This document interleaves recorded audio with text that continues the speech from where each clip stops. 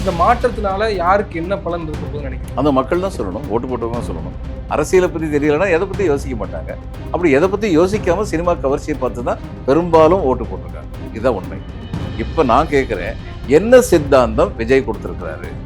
யார் எந்த தொழில் புரிவதற்கு வல்லமை படைத்தவர்கள் என்று அவர்களுடைய பிறப்பிற்கு முன்பே கண்டறிந்து அவ்விதமாகவே அவர்களை படைத்தேன் அப்படின்னு பகவான் கிருஷ்ணன் சொல்றதா பகவத்கீதையில சொல்லியிருக்கு. நீங்க இதையும் பேசுவீங்க, திருக்குறளையும் பேசுவீங்கன்னா சரி, அங்க என்ன இது இருக்கிறது? விசிக, காங்கிரஸ் எல்லாம் சேர்ந்து போனாலும் ஒரு மெஜாரிட்டி கிடைக்காது. பாமக 4 இடங்கள்ல பாமக அவங்க கிட்ட இருக்காங்க, ஆனா வரலாம். ஏன்னா இவங்க பிஜேபி சொன்னா பாமக வந்து பிஜேபி சொன்னா வந்துருவாங்க. திமுக இல்லாத எந்த ஆட்சி வந்தாலும் அது பிஜேபி ஆட்சி தான் தமிழ்நாடு. அதனால அவங்க சொல்றதை கேட்டுதான் நடப்பாங்க. சர்மிளா டாக்கிஸ் நேயர்களுக்கு வணக்கம். இந்த நேர்காணலில் நாம் சந்திக்க போவர் ஓய்வு பெற்ற மலையஸ் அதிகாரியும் அரசியல் விமர்சகருமான ஐயா திரு பாலச்சந்திரன் அவர்கள். வணக்கம் சார். வணக்கம் பாலாஜி. வணக்கம். தமிழக தேர்தலினுடைய முடிவுகள் இன்று வெளியானது. இதுல தமிழக வெற்றி கழகம் முதலிடத்தில் இருக்காங்க. பெரும்பான்மை கிடைக்காத ஒரு கட்சியாக இருந்தாலும் அதிக இடங்களை கைப்பற்றிய ஒரு கட்சியாக தமிழக வெற்றி கழகம் இருக்கு. அதற்கு அடுத்தபடியாக இப்போது லீடிங்ல இருக்கிறது திமுக. அதுக்கு அடுத்தபடியாக அதிமுக இருக்கு. தலைகீழான தலைப்புகள், தலைகீழான ஒரு தேர்தல் முடிவுகள் தான் வந்திருக்கிறத பார்க்கிறோம். அது இங்கேயும் சரி, வெஸ்ட் பெங்கால்லையும் சரி. வெஸ்ட் பெங்கால் இன்னும் கூடுதலான அதிர்ச்சியை தான் வெஸ்ட் பெங்கால் மக்கள் கொடுத்துருக்காங்க. ஒரு சைலண்ட் ரெவல்யூஷன் தமிழ்நாட்டில் நடந்திருப்பதாக சொல்லப்படுது. நீங்க எப்படி பார்க்குறீங்க? அப்படித்தான் பார்க்கணும். அதாவது இதுவரைக்கும் அரசியல் விமர்சகர்கள் ரொம்ப நாளில் ஃபீல்டில் இருந்தவங்க, போய் இதெல்லாம் சர்வேயெல்லாம் பண்ணவங்க, ரொம்ப நியூட்ரலான சர்வேலாம் பண்ண பத்திரிகையாளர்கள், இவங்க எல்லாருமே சொல்லிக்கிட்டு இருந்தது என்னென்னா, விஜய் வந்து ஓட்டு வாங்குவார், ஆனால் இத்தனை சீட் வராது. 10க்கு கீழே தான் அவருக்கு கொடுத்தாங்க. ஆனால் வந்திருக்கிறது வந்து 100க்கு மேலே அவருக்கு வந்திருக்கிறது. அடுத்து வந்து எடப்பாடி வந்து கீழே போயிருக்காரு. முதல்ல வந்து வந்த கணிப்புகள்லாம் வந்து எடப்பாடி மேலே இருக்க மாதிரி தோணுச்சு. தன் இடத்த தக்க வச்சுக்கிட்டாருனாங்க. இன்றைக்கி அப்படி தக்க வைக்கல. அவரும் கீழே போயிருக்காரு. டிஎம்கேயும் கீழே போயிருக்காங்க. ஆனால் இப்போ பிட்வீன் த டூ டிஎம்கே வந்து மேலே வந்திருக்கு. அது ஒரு சின்ன ஆறுதல், அவ்வளோதான், வேற ஒன்றும் கிடையாது. தமிழக வெற்றி கழக தொண்டர்களே எதிர்பாராத ஒரு வெற்றி கொடுத்துருக்காங்க. இல்லை, இது வந்து ஒரு சேஞ்ச். ஒரு 2 கட்சிகளுமே வேண்டாம், ஒரு புதுமுகம் வேணும்ன்ற அந்த எதிர்பார்ப்பு எம்ஜிஆர் ஜெயலலிதாவுக்கு பிறகு விஜய்க்கு அந்த இடத்த கொடுத்துருக்காங்களா மக்கள்? சரி, எம்ஜிஆர் வந்து 20 வருஷம் கட்சியில் இருந்தார். அவர் முதல்ல 1950களில் அவர் வந்து காங்கிரஸ் கட்சியில் இருந்தார். இது கதர் வேஷ்டி கட்டி, துளசி மாலை கட்டி, ரொம்ப உண்மையான காங்கிரஸ் தொண்டராக இருந்தார். அவரை மாற்றினது வந்து நாராயணசாமின்னு சொல்லி ஒருத்தர் கூட்டு போனார் கலைஞர்கிட்ட. அதுக்கப்புறம் எம்ஜிஆர் வாஸ் எ ரியாலிஸ்ட். அதாவது தமிழ் திரைப்பட உலகம் திராவிட கட்சிகள் கையில் போயிடுச்சு. அண்ணா, கலைஞர் இந்த மாதிரி வந்தோடனே நமக்கு வந்து திரைப்பட உலகின் வாழ்க்கை வந்து திமுகவோட இருக்கிறதான்னு சொல்லி ரியலைஸ் பண்ணார்.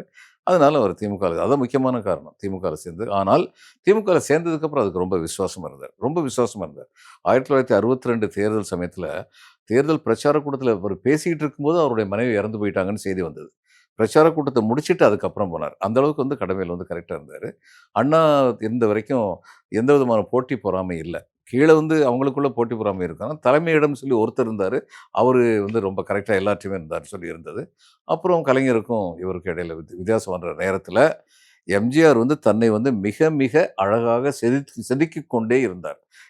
எம்ஜிஆருடைய எம்ஜிஆர் ரசிகர் மன்றங்கள் தமிழ்நாட்டில் ஒவ்வொரு குக்கிராமத்திலும் இருந்தது. அப்போ அடுத்து வந்து அவர் எம்எல்ஏவாக இருந்தார், எம்எல்சியாக இருந்தார். இது திராவிட முன்னேற்ற கழகத்தின் கீழே. அடுத்து அவர் வந்து ஒரு கட்சின்னு சொல்லி ஆரம்பிக்கும் போது அவருடைய அந்த எம்ஜிஆர் இது ரசிகர் மன்றங்களை அப்படி கிளைக்கழகங்களை மாத்திர இன்ஃப்ராஸ்ட்ரக்சர் அவருக்கு இருந்தது. இவ்வளவெல்லாம் இருந்தும் எம்ஜிஆர் வந்து தனியாக போட்டி போட்டதுங்கிறது 1980 ஒரு தரம் தான். மற்றபடி அவர் எப்பயுமே வந்து கூட்டணி வச்சு தான் போட்டி போட்டார். அவர் பெரிய கொடையாளி.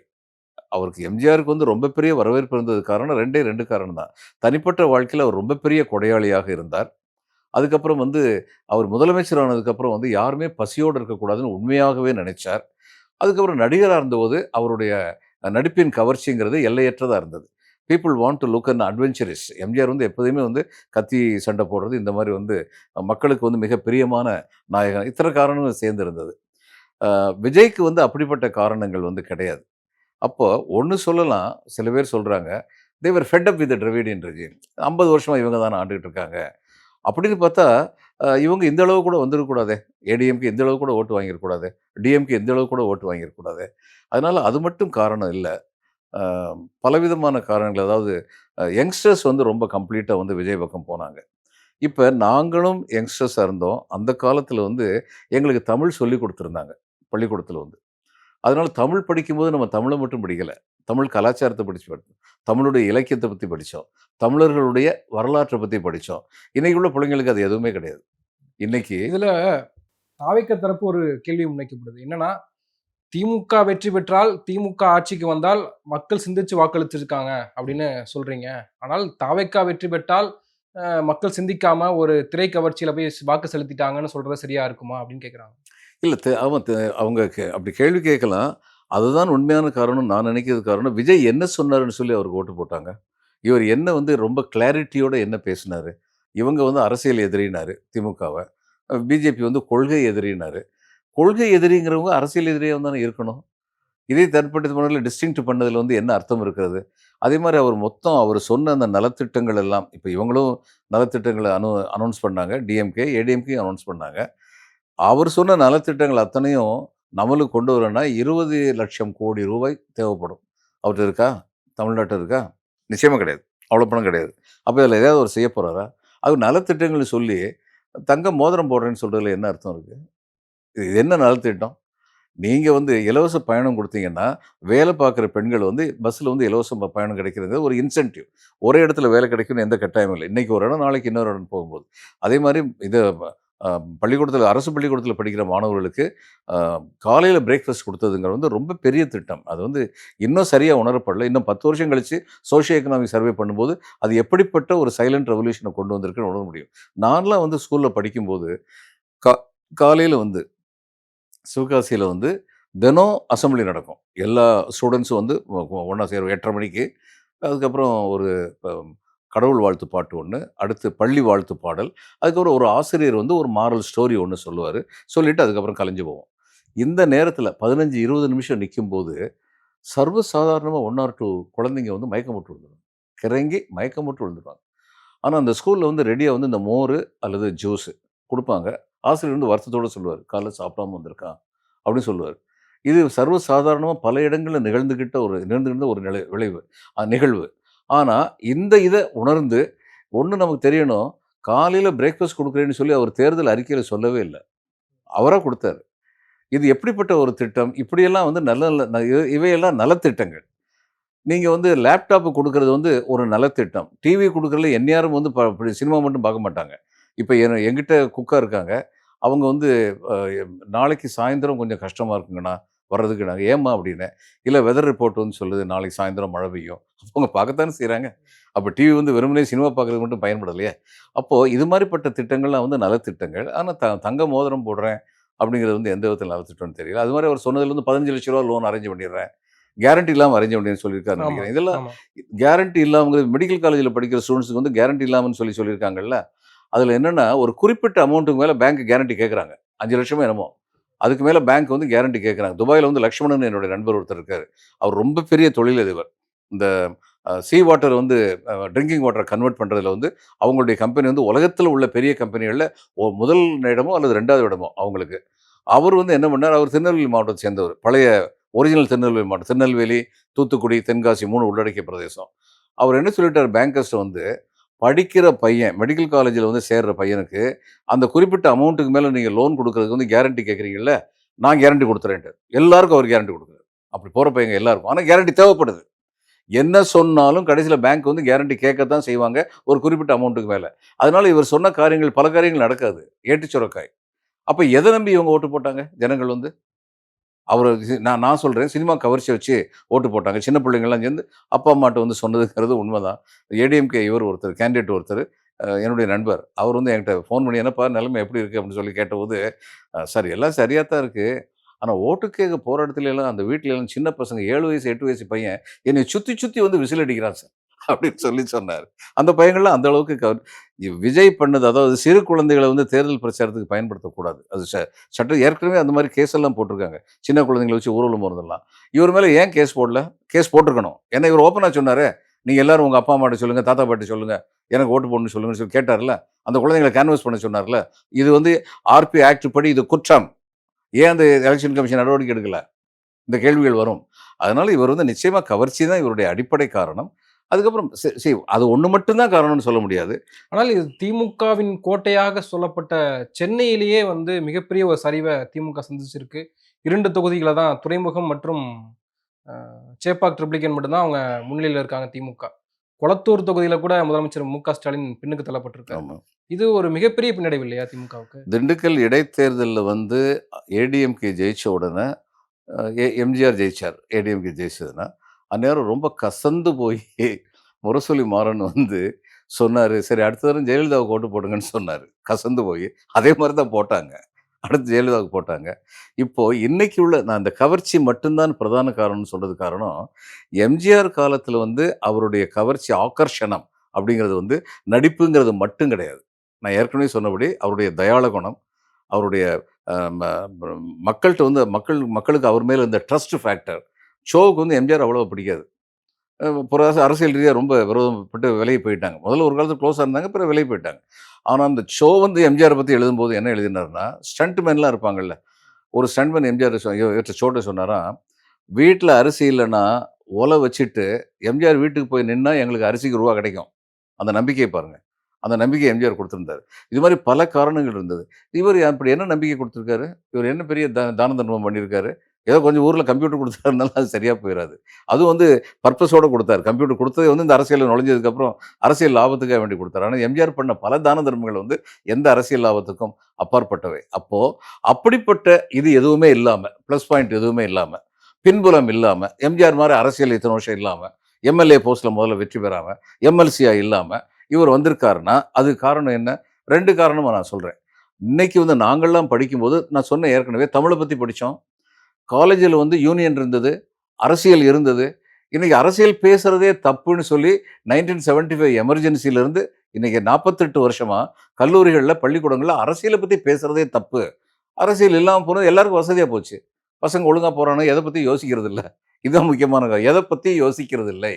அரசியல பத்தி தெரியலன்னா எத பத்தியும் யோசிக்க மாட்டாங்க. அப்படி எத பத்தியும் யோசிக்காம சினிமா கவர்ச்சிய பார்த்து தான் பெரும்பாலும் ஓட்டு போட்டுருக்காங்க. இதுதான் உண்மை. ஆனா ஒரு சேஞ்ச் வரணும்னு அந்த ஓட்டுக்கான காரணம் அப்படின்றது ஒரு மாற்றம். அந்த மாற்றம் தான் அவங்களுக்கு தேவைப்பட்டிருக்கு மக்கள். மக்கள் அந்த மாற்றத்த விரும்பி தான் ஓட்டு போட்டுருக்காங்க. அந்த மாற்றம் வந்துருச்சு இப்போ. இந்த மாற்றத்தினால யாருக்கு என்ன பலன் இருக்க போதுன்னு நினைக்கிறீங்க? அந்த மக்கள் தான் சொல்லணும். ஓட்டு போட்டவங்க தான் சொல்லணும். இப்ப டிஎம்கேயோ, ஏடிஎம்கேயோ சொல்லும்போது, நாங்க இதெல்லாம் செய்வோம் அப்படின்னு சொல்லி சொல்றாங்க. இவரும் சொன்னாரு. இவர் சொன்னதுல, அல்லது டிஎம்கே சொல்றதுல, அல்லது ஏடிஎம்கே சொல்றதுல, எவ்வளவு உண்மையிலேயே நடைமுறைப்படுத்தப்பட முடியும் அப்படிங்கிறத பத்தி மக்கள் தான் யோசிக்கணும். அடிக்கடி ஆங்கிலம் சொல்லுவாங்கல்ல, "the people get the government they deserve." அவர்களுக்கு தகுதியான அரசு தான் அவர்களுக்கு கிடைக்கும். அப்போ மக்கள் வந்து தங்களுடைய விழிப்புணர்வு இன்னும் வளர்த்துக்கணும் அப்படின்னு தான் தெரியுது. அந்த காலத்துல ரொம்ப நாளைக்கு முன்னாடி பட்டுக்கோட்டை கல்யாண சுந்தரம்னு ஒரு கவிஞர் ஒருத்தர் இருந்தார். அவர் வந்து ஒரு பாடல் அது ஒரு சினிமால வந்தது அந்த பாடல் வந்து. "உப்புக்கல்லை எடுத்து நல்ல வைரம் என்று சொன்னால், அதை ஒப்புக்கொள்ளும் ஜனங்களுக்கு முன்னால், நாம் உளறி என்ன கதறி என்ன தோழா, இங்கு ஒண்ணுமே நடக்கலையே ரொம்ப நாளா" அப்படின்னு சொல்லி சொன்னாரு. அன்னைக்கு சொன்ன சிச்சுவேஷன் இன்னைக்கு வந்திருக்குன்னு எனக்கு பயமா இருக்கு. விஜய்க்கு வந்து தனிப்பட்ட முறையில விஜய் வந்து குற்றவாளியா கிடையாது. இந்த இது கரூர் இன்சிடென்ட் வந்து அவரா பிளான் பண்ணாரு? நிச்சயமா கிடையாது. அவர மீறி அது நடந்தது. அதனால தனிப்பட்ட முறையில வந்து அப்படி ஒண்ணும் யார்ட்டயும் அரகன்ட்டா நடக்கிறது அப்படிலாம் கிடையாது. ஒரு எளிமையான மனிதரா தான் தெரியிறாரு. ஆனால் அவருடைய குறையா ஒரு அரசியல்வாதிங்கிற முறையில அவருடைய குறையா நான் என்ன பார்க்கிறேன்னா, அவருக்கு அரசியல் அனுபவம் கிடையாதுங்கிறது மட்டும் இல்லை. அவருக்கு வந்து சோசியோ எக்கனாமிக் ப்ராப்ளம்ஸ் என்னங்கிறது தெரியாது. இதுதான் அடிப்படை கோளாறு. எம்ஜிஆருக்கும் அது தெரியாம இருந்தது. 77ல பதவிக்கு வரும்போது. அவருக்கு ஏழைகளுடைய பசிய போக்கணும் அப்படிங்கிற உணர்வு இருந்தது. ஏழைகள் ஏன் ஏழைகளாக இருக்கிறார்கள்? அப்படிங்கிற புரிதல் வந்து அவருக்கு அதிகமா கிடையாது. ஆனா தன்னால முடிஞ்சத செய்யணும்னு பார்த்தாரு. ஆனா அவர் செய்த சில தவறான பொருளாதார நடவடிக்கைகள் காரணமாக, சட்டதிட்டங்களின் காரணமாக 1979 பார்லிமென்ட் எலக்ஷன்ல பயங்கரமான சரிவ சந்திச்சாரு. இப்ப எல்லாரும் சொல்றாங்க எம்ஜிஆர்னாங்க 2 சீட்டு தான் கிடைச்சது அந்த பார்லிமென்ட் எலக்ஷன்ல. அடுத்து அவருடைய கவர்ன்மென்ட்ட டிஸ்மிஸ் பண்ணாங்க. டிஸ்மிஸ் பண்ணும்போது அவருக்கு ஒரு பெரிய ஸ்ட்ரென்த் இருந்தது. ஒரே ஒரு வார்த்தை தான் கேட்டார் மக்கள். ஏன்னா 71-79 அவருக்கு பொருளாதார புரிதல் இல்லாம இருந்திருக்கலாம். ரொம்ப நாணயமான ஆட்சி நடத்தினார். அவர் அளவுல ரொம்ப ஹானஸ்ட்டா இருந்தது கவர்ன்மென்ட் வந்து. அப்ப அவர் ஜனங்கள்ட்ட கேட்டார், "நான் என்ன தப்பு செஞ்சேன்னு என்ன டிஸ்மிஸ் பண்ணாங்க?" அந்த சிம்பத்தி ஃபேக்டர் எம்ஜிஆர் வந்து கொண்டு வந்தது 1980ல. அப்போ இவருக்கு வந்து அது மாரி வந்து அதுக்கப்புறம் 1980க்கு அப்புறம் என்னாச்சு? திராவிட முன்னேற்றக் கழகத்தில் இருந்த பெரிய தலைவர்கள். இவரு ராஜாராம், மாதவன், நெடுஞ்செழியன் இது மாரி பெரிய தலைவர்கள்லாம், இனிமே அரசியல்ல வந்து எம்ஜிஆர் இருக்க வரைக்கும் எம்ஜிஆர் தான் ஜெயிக்க போறாரு. அப்போ நம்ம அரசியல் வாழ்வுக்கு வந்து எம்ஜிஆர் கூட இருக்கணும், அவங்களுடைய சொந்த அரசியல் வாழ்வுக்காக வேண்டி இந்த பக்கம் வந்தாங்க. ஆனால் அப்படி வந்தவங்க எம்ஜிஆருக்கு வந்து திராவிட சித்தாந்தம்னு அவங்க எதை சொல்கிறாங்களோ அதை சொல்லி கொடுத்தாங்க. இதெல்லாம் இல்லாமல் இங்கே ஆட்சி நடத்த முடியாதுன்னு எம்ஜிஆர் அதை ஏற்றுக்கிட்டார். அப்போது இவருக்கு வந்து 1980க்கு அப்புறம் தான் அவருடைய இந்த நலத்திட்டங்கள்னு சொல்லி திராவிட முன்னேற்ற கழகத்திலிருந்து எல்லாத்தையும் இவரும் வந்து நடைமுறைப்படுத்தினார். எம்ஜிஆருக்குன்னு சொல்லி அரசியல் சித்தாந்தம் கிடையாது. அவர்கிட்ட கேட்டாங்க, உங்கள் அரசியல் சித்தாந்தம் என்னன்னு சொல்லி. அவர் என்ன சொன்னார்? அண்ணா சொன்னது தான் சொன்னார். அண்ணா சொன்னது தானே டிஎம்கே செஞ்சது. அண்ணா சொன்னது தான் ஏடிஎம்கே செய்யணும்னா தனியாக அரசியல் சித்தாந்தம் கிடையாது. ஆனால் அண்ணா சொன்ன சித்தாந்தம் மக்களால் ஏற்றுக்கொள்ளத்தக்கதாக இருந்தது. இப்போ நான் கேட்குறேன், என்ன சித்தாந்தம் விஜய் கொடுத்துருக்கிறாரு? இவர் என்ன சித்தாந்தம் ரொம்ப ஆழமாக பகவத்கீதையும் பரிசா கொடுக்குறாரு. பிறப்புக்கும் எல்லா உயிருக்கும்னு சொல்றாரு. பகவத்கீதையில வந்து ரொம்ப கிளியராக சொல்லியிருக்கு, வர்ணாசிரமம். யார் எந்த தொழில் புரிவதற்கு வல்லமை படைத்தவர்கள் என்று அவர்களுடைய பிறப்பிற்கு முன்பே கண்டறிந்து அவ்விதமாகவே அவர்களை படைத்தேன் அப்படின்னு பகவான் கிருஷ்ணன் சொல்றதா பகவத்கீதையில சொல்லியிருக்கு. நீங்க இதையும் பேசுவீங்க, திருக்குறளையும் பேசுவீங்கன்னா சரி, அங்க என்ன இது இருக்கிறது? அதனால விஜய்க்கு வந்து அரசியல் அப்படின்னு பார்த்தா அவர்கிட்ட நான் குழப்பத்தை தான் பார்க்குறேன். அவருடைய செயல்பாடுகள் அவர்கிட்ட குழப்பம் இருக்கு. குறிப்பா நீங்க சொன்னது போல சோஷியோ எக்கனாமிக் ப்ராப்ளம்ஸ் எல்லாம் அவருக்கு தெரியாது. இங்க கூடிய சாதிய ஏற்றத்தாழ்வுகள், சாதிய ஏற்றத்தாழ்வுகளுக்கு ஏற்றவாறு ஒரு இம்ப்ரூவ்மெண்ட்ட வந்து குடுக்கணும் அப்படின்றது ஒண்ணு இருக்கு. ஆனால் அது விஜய்க்கு தெரியாத பட்சத்துல, ஆனால் இங்க ரிசல்ட்ல தனி தொகுதியிலலாம் அவங்க முன்னிலையில வந்திருக்காங்கல்ல. ஆமா, அவங்க எல்லாம் சினிமா கவர்ச்சினால தான் வந்திருக்காங்க. சினிமா கவர்ச்சி தான் அடிப்படை காரணம் இவர் வந்ததுக்கு. இப்ப விஜய் எம்ஜிஆரை சுற்றி 1980க்கு அப்புறம் ஒரு கூட்டம் வந்தது. அவங்க வந்து இவங்க திராவிட சித்தாந்தம்னு சொல்றத கம்யூனிஸ்ட் சித்தாந்தம் அதைத்தான் சொல்லுது. அதாவது இன்டகிரேட்டட் டெவலப்மெண்ட், ஒருங்கிணைந்த வளர்ச்சி அப்படிங்கிறது இந்த 2 சித்தாந்தங்களையும் வந்து ஒண்ணா பேசுறாங்க. அந்த சித்தாந்தங்களை வந்து எம்ஜிஆர் வந்து பின்பற்றுறதுக்கு அவருக்கு சுத்தி வந்த அந்த திராவிட தலைவர்கள் ஒரு முக்கியமான காரணம். ஜெயலலிதாவுக்கும் சசிகலாவுடைய கணவர் நடராஜன் வந்து அதில் ரொம்ப ஃபேமாக இருந்தார். அவங்களுக்கு வந்து அட்வைஸ் பண்ணும்போது சொன்னார், இதெல்லாம் இல்லாமல் தமிழ்நாட்டில் அரசியல் நடக்காதுன்னு சொன்னார். இன்னைக்கு விஜயை சுற்றி உள்ளவங்க அப்படிப்பட்ட அட்வைஸ் கொடுப்பாங்களா? எனக்கு தெரியாது. அதனால விஜய் ஆட்சிக்கு வந்ததுக்கு அப்புறம் தான் தெரியும் என்ன செய்ய போறாரு அப்படின்னு சொல்லி. இப்ப விஜய் ஆட்சிக்கு வந்தால், இப்ப ஆட்சிக்கு வரதுல அவருக்கு மெஜாரிட்டி தேவைப்படும். கூட்டணி கட்சி சில கட்சிகளுடைய ஆதரவு பெற்றா தான் அவர் ஆட்சிக்கு வர முடியும். ஆமா. இப்போ அதிமுக முழுமையான ஆதரவு கொடுக்க போகுதா? அல்லது திமுகவிடம் இருக்கக்கூடிய இடதுசாரிகள், விசிக, காங்கிரஸ் கட்சிகள்லாம் போய் இணைய போறாங்களா? அப்படின்ற பெரிய கேள்வி இருக்கு. இல்ல அவங்க இடதுசாரிகள், விசிக, காங்கிரஸ் எல்லாம் சேர்ந்து போனாலும் அவருக்கு மெஜாரிட்டி கிடைக்காது. காங்கிரஸ் 4 இடத்துல வந்திருக்கா, 3 இடமும் 4 5 இடமும் இடம்னு 5 சொல்றாங்க. இடம்ங்கிறாங்க. கம்யூனிஸ்ட் வந்து 2 இடத்துல வந்திருக்காங்க. 2ஓ 3ஓ. விசிக 2 இடத்துல வந்திருக்காங்க. ம். பாமக 4 இடங்கள்ல வந்திருக்காங்க. பாமக அவங்க கிட்ட இருக்காங்க. ஆனா வரலாம். ஏன்னா இவங்க பிஜேபி சொன்னா பாமக வந்து பிஜேபி சொன்னா வந்துருவாங்க. இப்ப எடப்பாடி வந்து டெபுட்டி சிஎம் போஸ்ட்டுக்கு சரி சொல்லுவாரா? தெரியாது நமக்கு. தமிழ்நாடு வரலாற்றிலேயே உங்க சட்டமன்றத்தை வந்து தமிழக மக்கள் குடுத்ததில்ல அப்படின்னு இதுவரைக்கும் குடுத்ததில்ல. இப்ப குடுத்துருக்காங்க. இப்போ தொங்கு சட்டசபை இருக்கும் பொழுது ரூல் என்னன்னா, சட்டப்படி லார்ஜஸ்ட் சிங்கிள் பார்ட்டிய கூப்பிடணும். அதனால விஜய தான் கூப்பிடுவாங்க. அமைச்சரவை அமைக்கணும். அப்படி அமைச்சரவை அவர் அமைச்சாருன்னா, மைனாரிட்டியா இருந்துகிட்டே அமைச்சாருன்னா, கலைஞர் அப்படித்தானே அமைச்சாரு. அப்போ அவர்ட்ட சொல்லுவாங்க, 10 நாள் 15 நாளைக்குள்ள நம்பிக்கை வாக்கெடுப்பு நடத்துங்கன்னு சொல்லுவாங்க. அந்த நம்பிக்கை வாக்கெடுப்புல ஜெயிச்சுட்டாங்கன்னா, அடுத்த 6 மாசத்துக்குள்ள மறுபடியும் சட்டமன்றம் கூட்டினா போதும். ஆனா, அந்த நம்பிக்கை வாக்கெடுப்பு நடத்துறதுன்னா, இவருக்கு வந்து என்ன சப்போர்ட் இருக்கு? யார் அந்நியாரம் இவருக்கு ஹெல்ப் பண்ண போறாங்க? அதுக்கு என்ன விலை கேட்க போறாங்க? அப்படிங்கிறத பார்க்கணும். பிஜேபி தான் இன்னைக்கு என்னுடைய அபிப்பிராயம், திமுக இல்லாத எந்த ஆட்சி வந்தாலும் அது பிஜேபி ஆட்சி தான் தமிழ்நாட்டுல. அதனால அவங்க சொல்றத கேட்டு தான் நடப்பாங்க. இப்ப விஜய் வந்து அவங்க நான் சொல்றத கேட்டு நட, நீங்க சிஎம்மா இருந்துக்கோங்கன்னு சொல்லப் போறாங்களா? அல்லது இன்னொன்னும் பண்ணலாம். தனி தனி மெஜாரிட்டி இல்லாத தனி பெரும்பான்மை கட்சியா இருக்கிற விஜய் கூப்பிட்டாங்க. கூப்பிட்டுட்டு அதுக்கப்புறம் வந்து அசெம்பிளில வந்து அவர் தோத்துட்டாரு. உடனடியா வந்து பிரசிடென்ட்ஸ் ரூல் கொண்டு வந்துடலாம். அடுத்த 6 மாசத்துக்குள்ள தேர்தல் வைக்கணும். அந்த 6 மாசம் வரைக்கும் பிரசிடென்ட் ரூல்னா நடக்குது பிஜேபி ரூல் தான். ஸோ இந்த 2 பாசிபிலிட்டி தான் இருக்கு. இது ஆராய வேண்டிய விஷயமும் இருக்கு இல்லையா? ஒரு ஒரு இந்த ஒரு மாற்றம், ஒரு ஏமாற்றமாகத்தான் திமுகவுக்கு முடிஞ்சிருக்கு அப்படின்றது ஒரு பக்கம். இப்படி தொங்கு சட்டமன்றம் வந்தால் அங்க பிஜேபி கை ஓங்கும் அப்படின்றத பிரச்சாரத்த திமுகவும் முன்னெடுத்தாங்க. திமுக இல்லாத நீங்க சொல்றது போல திமுகவும் சொன்னாங்க. திமுக அல்லாத வேற எந்த கட்சி வந்தாலும் அது பாஜகவினுடைய ஆட்சியாகத்தான் இருக்கும். டெல்லியினுடைய ஆட்சியின் கீழ தான் நடக்கும் அப்படின்னு. ஆனா இது தெரிஞ்சு தான மக்களும் வாக்கு வாக்கு செலுத்தியிருக்காங்க. ஆமா. அதாவது பிஜேபி ஆட்சி வந்தா என்ன நடக்குங்கிறதெல்லாம் இப்ப உதாரணமா சட்டம் ஒழுங்கு சீர்கெட்டு விட்டது நீங்க சொன்னாங்க. இது ஒரு இட்டுக்கட்டப்பட்ட ஒரு இது ஸ்டேட்மெண்ட். ஒரு பெண் வன்புணர்வுக்கு ஆளானாலும் தமிழகமே வெட்கி தலகுனியணும். அது எந்த அளவுக்கு உண்மையோ, அந்த அளவுக்கு தமிழ்நாட்டுல பெண்கள் நடக்க முடியாத சூழ்நிலை இருக்குங்கிற கதை சொன்னாங்கல்ல, அத பற்றியும் தமிழகம் வெட்கி தலைகுனியணும். ஏன்னா, தமிழ்நாட்டுல 4,00,00,000 பெண்கள் இருக்காங்க. 4,00,00,000 பெண்கள் நடக்க முடியாத சூழ்நிலையா இருக்கு. அப்ப வேணும்னே இந்த கதைய கிளப்பி விட்டாங்க. இத வந்து ஜனங்கள் நம்பியிருக்கலாம். அப்படி கதைகள் கிளப்பப்படும்போது. கரூர் இன்சிடென்ட்டே விஜய் சொன்னா தான் நம்புனாங்க. என் ஆமா, மேல தப்பு இல்ல. ஆமா, அரசாங்கம் சதி செய்திருச்சு. திமுக செய்த சதி. அதையும் நம்புனா. ஆமா. இப்ப என்னன்னா, ஒரு ஒரு அரசாங்கத்துடைய கடமை என்ன? மாமனும், மச்சானும் சண்டை போட்டுக்கிட்டாங்க. மச்சான் வந்து மாமன வெட்டிட்டாரு. இதுக்கு அரசாங்கம் எந்த விதத்தில பொறுப்பாகும்? எப்ப அரசாங்கத்துடைய பொறுப்பு வருது? ஒருத்தர கொலை நடந்துருச்சுன்னா, கொலை செஞ்சவர வந்து அரெஸ்ட் பண்றது. அரெஸ்ட் பண்ணி கேஸ் போடுறது. கேஸ சரியா நடத்த இதெல்லாம் அரசாங்கம் செய்யணும். நம்ம இதெல்லாம் வந்து கூர்ந்து கவனிக்கணும். அது அரசாங்கத்துடைய கடமை. அத சரியா செய்யாம இருந்தாங்கன்னா, நம்ம நிச்சயமா அரசாங்கத்து மேல குறை சொல்லுவோம். இப்ப அண்ணா யூனிவர்சிட்டில துரதிர்ஷ்டவசமான ஒரு சம்பவம் நடந்தது. உடனடியா அவன புடிச்சு அரெஸ்ட் பண்ணி, சார்ஜ் ஷீட் பண்ணி, இன்னைக்கு அந்த ஆளு வந்து ஜெயில்ல இருக்காரு. இந்த மாரி செய்யணும்.